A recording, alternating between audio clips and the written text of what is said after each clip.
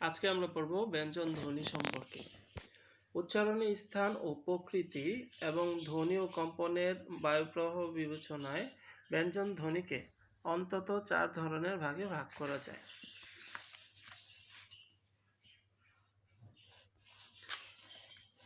সেই 4 ধরনের ভাগটা কি? এক নম্বর হচ্ছে উচ্চারণ স্থান অনুযায়ী বিভাজন, 2 নম্বর হচ্ছে উচ্চারণের প্রকৃতি অনুযায়ী বিভাজন, 3 নম্বর হচ্ছে ধ্বনির কম্পন মাত্রা অনুযায়ী বিভাজন এবং ধ্বনি সৃষ্টিতে বায়ুর প্রবাহের যে মাত্রা অনুযায়ী বিভাজন, সেই মাত্রা অনুযায়ী বিভাজন। তা আমরা জানলাম যে ব্যঞ্জন ধ্বনিকে 4 ধরনের ভাগে ভাগ করা যায়। ঠিক আছে? এখন প্রথম যে ভাগটা সেটা হচ্ছে উচ্চারণের স্থান অনুযায়ী বিভাজন। উচ্চারণের স্থান অনুযায়ী বিভাজনটা কি? দেখো, বাক প্রত্যঙ্গের ঠিক যে জায়গায় বায়ু বাধা পেয়ে ব্যঞ্জন ধ্বনি সৃষ্টি করে সেই জায়গাটি হলো ওই ব্যঞ্জন ধ্বনির বা ব্যঞ্জনের উচ্চারণ স্থান। মানে আমাদের মুখের ভিতরে যেই জায়গাটা থেকে বায়ু প্রবাহ বাধা পেয়ে ব্যঞ্জন ধ্বনিটা সৃষ্টি হয়, সেই জায়গাটাকে বলা হয় ওই ব্যঞ্জন ধ্বনির উচ্চারণ স্থান। ঠিক আছে? উচ্চারণ স্থান অনুযায়ী ব্যঞ্জন ধ্বনিকে কয়েকটি ভাগে ভাগ করা যায়। দেখো, উচ্চারণ স্থান অনুযায়ী ব্যঞ্জন ধ্বনিকে কয়েকটি ভাগে ভাগ করা যায়। সেটা কি? প্রথমে হচ্ছে ওষ্ঠ। ওষ্ঠ মানে হচ্ছে আমাদের যে ঠোঁট আছে না, ঠোঁট, এই ঠোঁটের কথা বলছে। পরেরটা হচ্ছে দন্ত ব্যঞ্জন ধ্বনি। দন্ত মানে হচ্ছে দাঁতের কথা বলছে। দন্তমূলীয় মানে দাঁতের গোড়া থেকে যেগুলো উচ্চারণ হয়। মূর্ধন্য, দাঁতের গোড়ার একটু উপরে যেগুলো একটু শক্ত জায়গা আছে, ঠিক আছে, সেটা হচ্ছে মূর্ধন্য বলা হয়।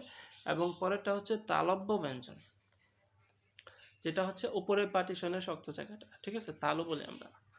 পরেরটা হচ্ছে কণ্ঠ ব্যঞ্জন, কণ্ঠ থেকে যেটা আসে, আর কণ্ঠনালীয় থেকে বা কণ্ঠনাল থেকে যেটা আসে। এই যে 7 ধরনের বিভাজন বা ভাগ করা যায়, এটা হচ্ছে উচ্চারণ স্থান অনুযায়ী। যখন আমরা কোনো কিছু উচ্চারণ করব তখনই বুঝতে পারবো, কোনো একটা ব্যঞ্জন ধ্বনি উচ্চারণ করলেই কিন্তু বোঝা যায় যে এটা কোন ধরনের ব্যঞ্জন ধ্বনি হবে। তারপরে একটু খেয়াল করো,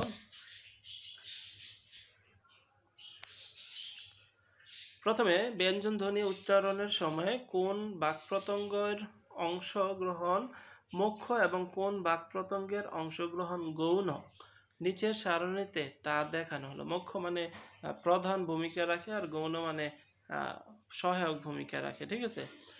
উচ্চ ব্যঞ্জন ধ্বনির ক্ষেত্রে নিচের ঠোঁটটা মুখ্য বাক্প্রত্যঙ্গ আর গৌণ হচ্ছে উপরের ঠোঁটটা। দন্ত ব্যঞ্জনের ক্ষেত্রে জিভের ডগাটা হচ্ছে মুখ্য আর গৌণ হচ্ছে উপরের পাটির দাঁত। পরে দন্তমূলীয়, যেটা হচ্ছে জিভের ডগা হচ্ছে মুখ্য এবং গৌণ বাক্প্রত্যঙ্গ হচ্ছে দন্তমূল। ওটা হচ্ছে মূর্ধন্য ব্যঞ্জন, জিভের ডগা, এটা মুখ্য বাক্প্রত্যঙ্গ হচ্ছে জিভের ডগা, আর গৌণ বাক্প্রত্যঙ্গ হচ্ছে দন্তমূলীয় পিছনের উঁচু অংশ। তালব্য ব্যঞ্জন জিভের সামনের অংশ, আর গৌণ বাক্প্রত্যঙ্গ হচ্ছে শক্ত তালু। তো এইখান থেকে এমসিকিউ এরকম ভাবে আসতে পারে যে দন্ত ব্যঞ্জনের ক্ষেত্রে মুখ্য বাক্প্রত্যঙ্গ কোনটি বা গৌণ বাক্প্রত্যঙ্গ কোনটি, এরকম ভাবে প্রশ্ন পরীক্ষায় থাকতে পারে। এই জন্য আমাদের এগুলো কিন্তু ভালো করে শিখতে হবে যে মুখ্য বাক্প্রত্যঙ্গ কোনটি এবং গৌণ বাক্প্রত্যঙ্গ কোনটি। তারপরে এইভাবে এগুলো লেখা আছে, তোমরা এখান থেকে দেখে নিবি। পরে চলো আমরা ওষ্ঠ ব্যঞ্জন সম্পর্কে পড়ি।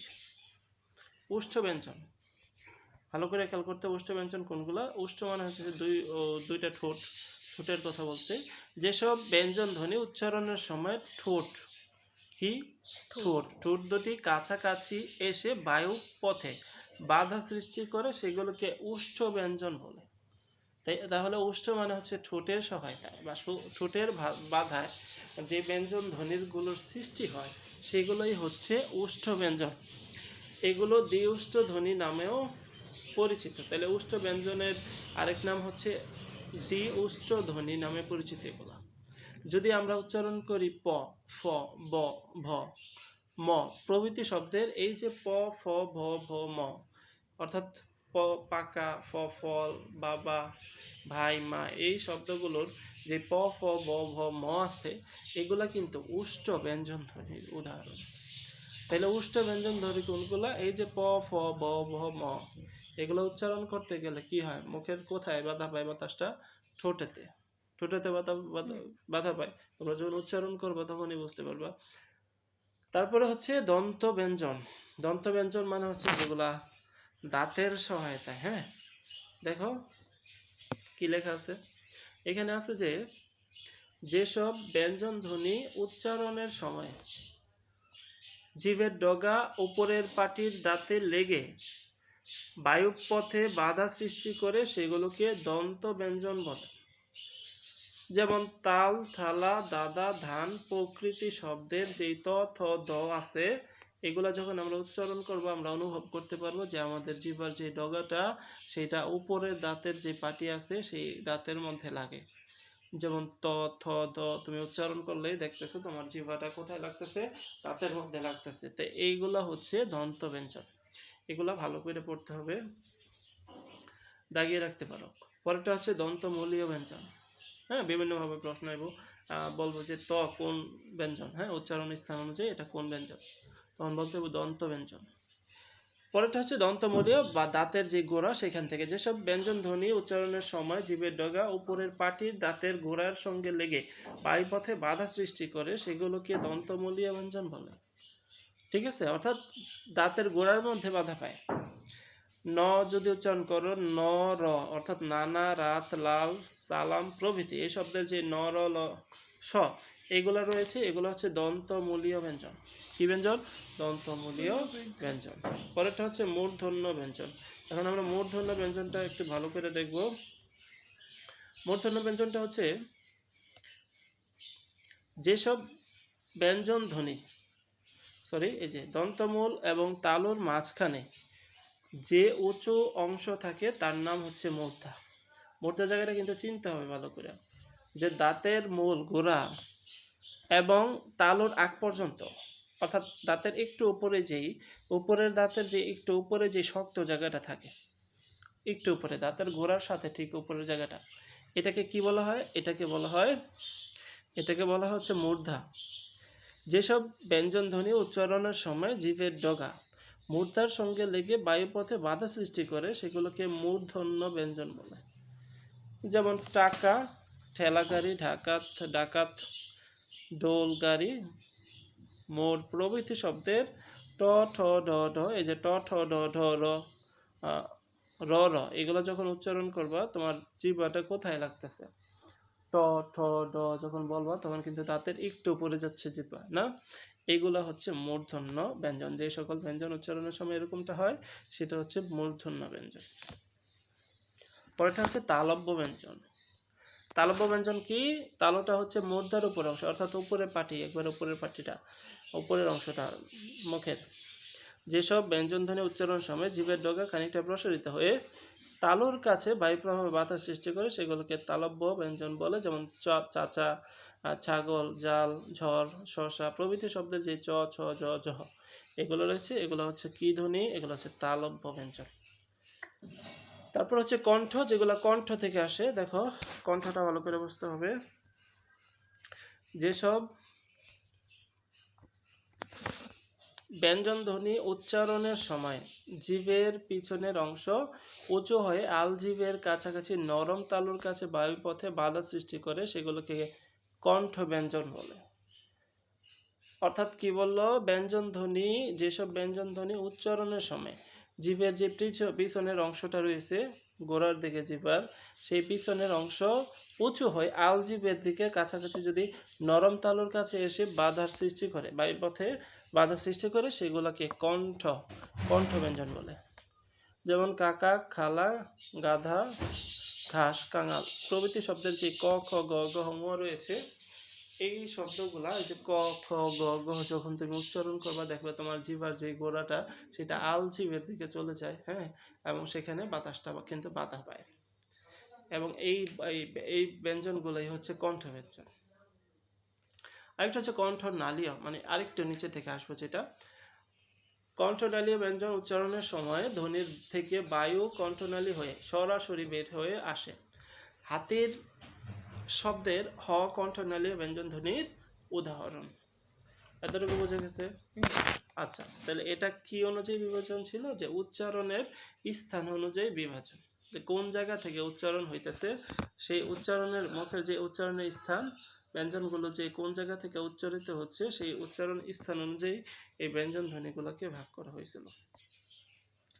পরেরটা হচ্ছে উচ্চারণের প্রকৃতি অনুযায়ী, মানে হচ্ছে উচ্চারণটা কিরকম হইতেছে। যে ব্যঞ্জন ধ্বনি উচ্চারণের সময় ঠোঁট, জিভ, জিহ্বামূল ইত্যাদি বাক প্রত্যঙ্গের আকৃতিগত পরিবর্তন হয়। আকৃতিগত পরিবর্তন, এতে বায়ুপথে সৃষ্ট বাধার ধরন আলাদা হয়। আলাদা হয়ে উচ্চারণের প্রকৃতি বদলে যায়। উচ্চারণের এই প্রকৃতি অনুযায়ী ব্যঞ্জন ধ্বনিকে কয়েকটি ভাগে ভাগ করা যায়, যেটা হচ্ছে স্পৃষ্ট ব্যঞ্জন, নাসিক্য ব্যঞ্জন, উষ্ণ ব্যঞ্জন, পার্শ্বিক ব্যঞ্জন, কম্পিত ব্যঞ্জন, আরেকটা হচ্ছে তাড়িত ব্যঞ্জন। প্রথমে স্পৃষ্ট ব্যঞ্জন সম্পর্কে লিখছে, ভালো করে খেয়াল করতে হবে।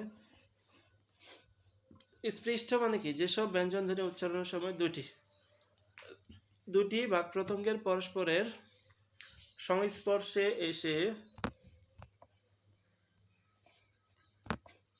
বায়ু প্রবাহের বাধা তৈরি করে সেগুলোকে স্পৃষ্ট ব্যঞ্জন বলে। অর্থাৎ দুইটি বাক প্রত্যঙ্গ সংস্পর্শে আসবো। কয়টা বাক প্রত্যঙ্গ সংস্পর্শে আসবো? দুইটা। এগুলোকে স্পর্শ ব্যঞ্জন ধ্বনি নামেও পরিচিত। যেমন পথ যখন বলো পথ, তখন কি হইতেছে? প প প উচ্চারণ করতে গেলে দুইটা ঠোঁটই লাগতেছে না? তল, টক, টক উচ্চারণ করতে গেলে ট যখন বলো আমরা, এই জিহ্বা এবং আমাদের যে উপরের দাঁতের উপরের অংশ আছে সেইখানে লাগে। চ বলতে গেলে একই, ক বলতে গেলে ক যখন বলি ওই তালুর সাথে শেষ দিকে লাগে। অর্থাৎ দুইটা জিনিস লাগতেছে। যখন দুইটা ব্যঞ্জন, দুইটা বাক প্রত্যঙ্গ লাগে, একে অপরে লাগে, তখন সেটা হচ্ছে স্পৃষ্ট ব্যঞ্জন। এই স্পৃষ্ট ব্যঞ্জনকে আবার কয়েকটি ভাগে ভাগ করছে। দেখো, উচ্চারণ অনুযায়ী এগুলোকে উষ্ঠ স্পৃষ্ট, দন্ত স্পৃষ্ট, মধ্য স্পৃষ্ট, তাল স্পৃষ্ট, আর একটা কণ্ঠ স্পৃষ্ট বলে। এই 5 ভাগে ভাগ করা যায়। এগুলো 5 ভাগটা লিখছে যে উষ্ঠ মানে যেটা ঠোঁটের স্পর্শে, দুইটা ঠোঁটের স্পর্শে হয় যেটা, যেমন প, ফ, ভ, ভ, এগুলো হচ্ছে উষ্ঠ স্পৃষ্ট। দন্ত স্পৃষ্ট কোনটা? দন্ত হচ্ছে ত, থ, দ, ধ, যেগুলো আছে সেগুলো হচ্ছে দন্ত স্পৃষ্ট। মূর্ধা স্পৃষ্ট কোনটা? মূর্ধা স্পৃষ্ট হচ্ছে ট, ঠ, দ, ঢ। তালু স্পষ্ট কোনটা? তালু হচ্ছে চ, ছ, ঝ, ঝ। কণ্ঠ স্পৃষ্ট কোনটা? ক, খ, গ, ঘ। এগুলো হচ্ছে স্পৃষ্ট ব্যঞ্জন। কি ব্যঞ্জন? স্পৃষ্ট ব্যঞ্জন। পরেরটা নাসিক্যটা দেখো। নাসিক্য বললে আমরা নাকের কথা না, মনে পড়ে না? তো যেসব ব্যঞ্জন ধ্বনি উচ্চারণের সময় ফুসফুস থেকে আসা বাতাস মুখের মধ্যে প্রথমে বাধা পায় এবং নাক এবং মুখ, ভালো করে খেয়াল করতে হবে এই কথাটা, যে নাক এবং মুখ দিয়ে বের হয়ে যায়। নাক এবং মুখ, বাতাসটা যে নাক এবং মুখ দোনো জায়গা দিয়ে বের হয়, সেসব ধ্বনিকে নাসিক্য ব্যঞ্জন বলে। যদি বলি মা লিখছে এখানে, মা, নতুন, হাঙর প্রভৃতি। এই যে ম, ন, উ, কয়টা বললাম? ম, ন, উ। এই যে ম যখন উচ্চারণ, ম উচ্চারণ করলে মুখ দিয়ে বাতাস আসবে, নাক দিয়ে বাতাস আসবে। ন উচ্চারণ করতে গেলে মুখ দিয়ে বাতাস আসে, নাক দিয়ে বাতাস আসে। এগুলো হচ্ছে নাসিক্য ব্যঞ্জন।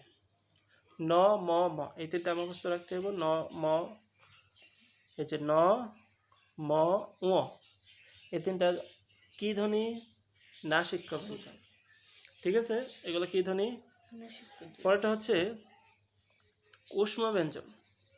উষ্ম ব্যঞ্জন ধ্বনি উচ্চারণের সময় দুটি বাক প্রত্যঙ্গ কাছাকাছি এসে নিঃসৃত বায়ুতে ঘর্ষণ সৃষ্টি করে। মানে দুইটা বাক প্রত্যঙ্গ কাছাকাছি আসবো, বায়ুতে বাতাসে ঘর্ষণ সৃষ্টি করে, সেগুলোকে উষ্ম ব্যঞ্জন বলে। সালাম, শশা, হংকার প্রভৃতি, স, হ, এই শব্দ তিনটা, এগুলো হচ্ছে উষ্ণ ধ্বনির উদাহরণ। উচ্চারণ স্থান অনুসারে উষ্ণ ধ্বনিকে দন্তমূলীয়, তালব্য, আরেকটা হচ্ছে কণ্ঠনালীয়। এই দন্তমূলীয় হচ্ছে স, তালব্য হচ্ছে এই যে তালবস্য, এবং কণ্ঠনালীয় হচ্ছে হ। এই 3 ভাগে ভাগ করা যায়। এগুলোর মধ্যে স এবং শকে, অর্থাৎ দন্তস্ব এবং তালবস্যকে আলাদাভাবে শীর্ষ ধ্বনি বলা হয়। তাই দন্তস্ব এবং তালবস্য কি ধ্বনি? শীর্ষ ধ্বনি। কারণ স স উচ্চারণের শ্বাস অনেকক্ষণ ধরে রাখা যায় এবং শীষের মতো আওয়াজ হয়। এগুলো ছিল উষ্ণ ব্যঞ্জন। কি ব্যঞ্জন ছিল? উষ্ণ ব্যঞ্জন। পরেরটা পার্শ্বিক। পার্শ্বিক ব্যঞ্জন কোনটা? খেয়াল করো। যেসব ব্যঞ্জন ধ্বনি উচ্চারণের সময় জিভের ডগা দন্তমূল স্পর্শ করে ফুসফুস থেকে আসা বাতাস জিভের দুই পাশ দিয়ে বেরিয়ে যায় তাকে পার্শ্বিক ব্যঞ্জন বলে। লাল শব্দের ল পার্শ্বিক ব্যঞ্জনের উদাহরণ। তাহলে পার্শ্বিক ব্যঞ্জন কোনটা? যেসব ব্যঞ্জন ধ্বনি উচ্চারণের সময় জিভের ডগাটা দন্তমূল স্পর্শ করে ফুসফুস থেকে আসা বাতাস জিভের দুই পাশ দিয়ে বেরিয়ে যায় তাকে পার্শ্বিক ব্যঞ্জন বলে। লাল শব্দে ল পার্শ্বিক ব্যঞ্জনের উদাহরণ। লাল শব্দে কি পার্শ্বিক ব্যঞ্জনের উদাহরণ? ল পার্শ্বিক ব্যঞ্জনের উদাহরণ।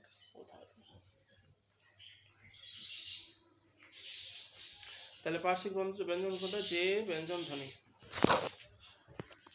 ব্যঞ্জন ধ্বনি উচ্চারণের সময় জিভের ডগা দন্তমূল, জিভের যে আগাটা ডগাটা সেটা দন্তমূল স্পর্শ করে এবং ফুসফুস থেকে আসা বাতাস জিভের দুই পাশ দিয়ে বেরিয়ে যায় তাকে পার্শ্বিক ব্যঞ্জন ধ্বনি। যেমন ল ল উচ্চারণ করলে দেখবা ডগাটা দাঁতের মধ্যে লাগে, হ্যাঁ, দন্তমূলে লাগে এবং বাতাসটা দুই পাশ দিয়ে বেরিয়ে যায়। পরেরটা কম্পিত। কম্পিত মানে কম্পিত বললে বুঝতে পারছি যে কিছুটা কাঁপাকাঁপি না, কাঁপাকাঁপি বা কাঁপবে এরকম। যে ধ্বনি উচ্চারণের সময় জীব একাধিকবার অতি দ্রুত দন্তমূলে আঘাত করে বায়ুপথে বাধা সৃষ্টি করে তাকে কম্পিত ব্যঞ্জন বলে। যেমন ক, কর, ভার, হার। কর, ভার, হার, এই যে কর, ভার, হার এগুলো উচ্চারণ করতে হয় যে রটা, এই রটা কিন্তু কম্পিত। র র র যখন উচ্চারণ করো 2-3 বার বাধা খায় তোমার জিহ্বাটা, এটা এই রটা হচ্ছে কম্পিত ব্যঞ্জন ধ্বনির উদাহরণ। পরেরটা হচ্ছে তাড়িত ব্যঞ্জন ধ্বনি। তাড়িত ব্যঞ্জন ধ্বনি খেয়াল করো। তাড়িত ব্যঞ্জন ধ্বনি হচ্ছে ব্যঞ্জন হচ্ছে যে ধ্বনি উচ্চারণের সময় জিভের সামনের অংশ দন্তমূলে একটু উপরে অর্থাৎ মূর্ধায় টোকা দেওয়ার মতো করে একবার ছুঁয়ে যায়। অর্থাৎ যে ধ্বনি তোমার জিহ্বার যে অংশটা সেটা দাঁতের উপরে অর্থাৎ মূর্ধার মধ্যে টোকা দেওয়ার মতো অবস্থা হয়, সেটা কিন্তু তাড়িত মানে মানে মনে হইতেছে জিনিসটা তারাই দিতেছে এরকম। যেমন বাড়ির, মোর প্রভৃতি শব্দে যে র আছে, ধাসিন্নার ও ধুসিন্নার, এগুলা তাড়িত শব্দের ব্যঞ্জনের উদাহরণ। ঠিক আছে? তা আমরা দুই ভাগের যে ভাগগুলো রয়েছে অর্থাৎ দুই ধরনের ভাগ সেগুলো কিন্তু আজকে শেষ করলাম। হ্যাঁ, তো পরের পর্বে বা পরের পর্বে আমরা পরের গুলো করবো। আরো দুই ধরনের ভাগ আছে সেগুলা কালকে দেখাবো। সো আজকের ভিডিওটা এই পর্যন্তই।